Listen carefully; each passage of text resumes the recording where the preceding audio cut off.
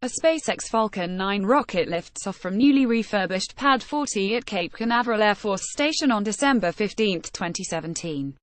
At Cape Canaveral, FLA. SpaceX racked up another first on Friday, launching a recycled rocket with a recycled capsule on a grocery run for NASA. The unmanned Falcon rocket blasted off with a just-in-time for Christmas delivery for the International Space Station, taking flight again after a 6-month turnaround. On board was a Dragon supply ship, also a second-time flyer. It was NASA's first use of a reused Falcon rocket and only the second of a previously flown Dragon. Within 10 minutes of liftoff, the first stage booster was back at Cape Canaveral Air Force Station, standing upright on the giant X at SpaceX's landing zone. That's where it landed back in June following its first launch. Double sonic booms thundered across the area. At SpaceX headquarters in Hawthorne, California, cheers erupted outside the company's glassed-in mission control, where Chief Executive Elon Musk joined his employees. The Dragon reaches the space station Sunday. The capsule last visited the 250-mile high outpost in 2015. This time, the capsule is hauling nearly 5,000 pounds of goods, including 40 mice for a muscle-wasting study, a first-of-its-kind impact sensor for measuring space debris as minuscule as a grain of sand, and barley seeds for a germination experiment by Budweiser, already angling to serve the first beer on Mars.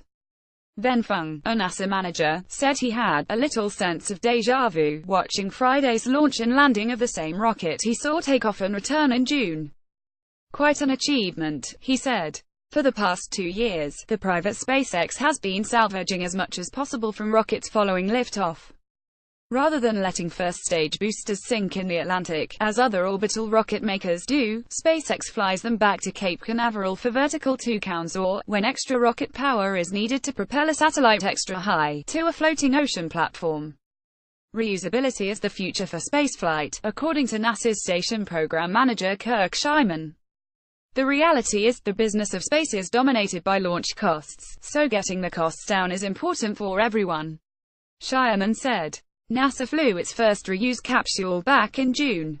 But managers waited until SpaceX had 3 rocket reflights under its belt, before putting NASA's station equipment and experiments on a second-hand Falcon. After extensive reviews, the risk of flying a reused rocket, versus a brand new one, was judged to be pretty much equal, he said. Friday's booster recovery was the 20th for the company.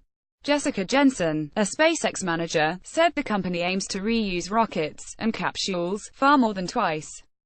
The only way to get thousands of people into space, the ultimate goal of Musk, is by drastically cutting launch costs, she said. This was the first launch from the SpaceX rented Complex 40 in more than a year. The last time a Falcon rocket stood at the pad ready to fly, in September 2016, it blew up during a fueling drill. SpaceX spent $50 million rebuilding the pad.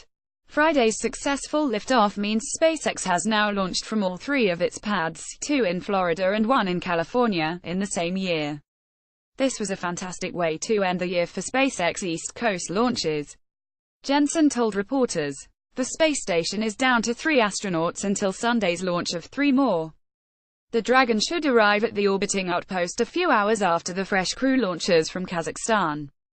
Once back up to capacity, the station will be home to 3 Americans, 2 Russians and 1 Japanese.